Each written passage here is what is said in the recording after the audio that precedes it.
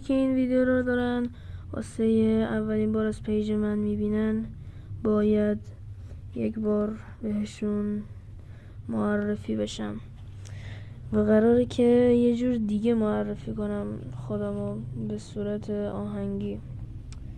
یه ریتم خیلی باحالی داره. حالا قراره معرفی کنم خودمو برای اونایی که دارن این ویدیو رو برای اولین بار میبینن و منو هنوزم نمیشناسن.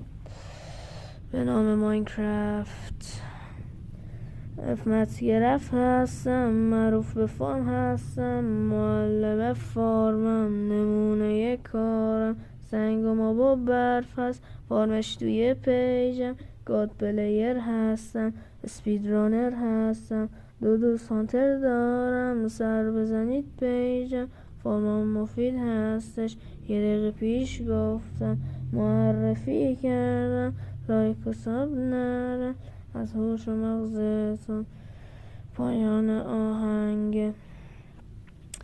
و حتما یه نظر درباره این ویدیو، این آهنگ که همین حالا خواندم توی کامنت رو بنویسید به این خوب هست یا نه.